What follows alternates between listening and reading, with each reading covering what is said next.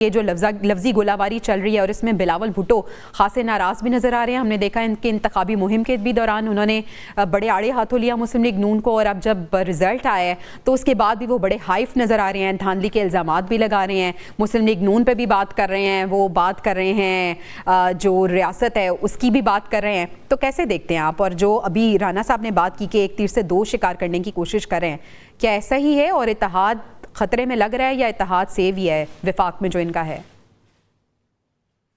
जी बहुत शुक्रिया जवेरिया। देखिए, मैं समझता हूँ कि ये जो कुछ भी लफ्जी गोलाबारी जिसे आप फरमा रही हैं, ये असल में सियासी रहनुमाओं की इखलाकियत दिवालीपन की इंतहा है। दूसरी बात मैं ये समझता हूँ कि पाकिस्तान के अवाम को बेवकूफ समझने की भी एक इंतहा हो गई है। आप इन लोगों का रवैया देखिए, जब बिलावल भुट्टो साहब या शर्जील मेमन साहब मुसलसल कल से ये बयान दे रहे हैं कि ये 47 की हुकूमत, सवाल ये है कि अगर ये लोग 47 की अगर ये हुकूमत है, विफाकी हुकूमत, ये पंजाब की हुकूमत, तो सवाल ये है कि विफाकी हुकूमत में जितने आईनी ओहदे हैं, फिर इन्हीं लोगों ने जो फॉर्म 47 पे मुंतखब हुए, उन्होंने सदर जरदारी को जो है वो वोट डाले। इसी तरह सेनेट के चेयरमैन जो है वो भी मुस्लिम लीग नून के वोटों से बने हैं।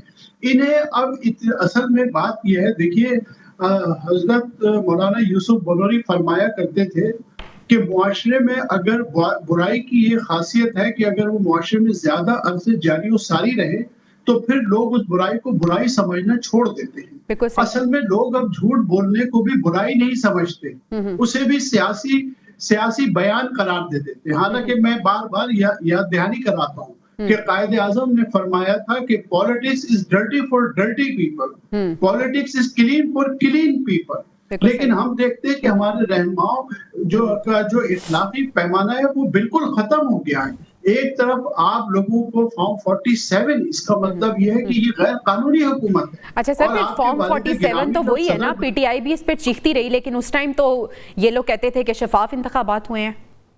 मैं यही कहना चाहता हूँ कि इनकी आप दो अमली देखें, इनकी मुनाफकत देखें, ये वोट ले लेते हैं और जब गिलगित बल्तिस्तान में हुकूमत बनती है तो गले मिलके हुकूमत बना लेते हैं। वहां ये नहीं कहते कि धांधली हुई। और यकीनन मैं तस्लीम करता हूँ कि कश्मीर के इलेक्शन फेयर नहीं है, वहां टर्नआउट बहुत लो था, लेकिन जितनी तादाद वोटों की बताई गई है वो हकीकत से दूर नजर आती है। लेकिन आप इन दोनों के बयान देखें, चाहे वो मरियम साहिबा का बयान हो, चाहे वो इनका हो।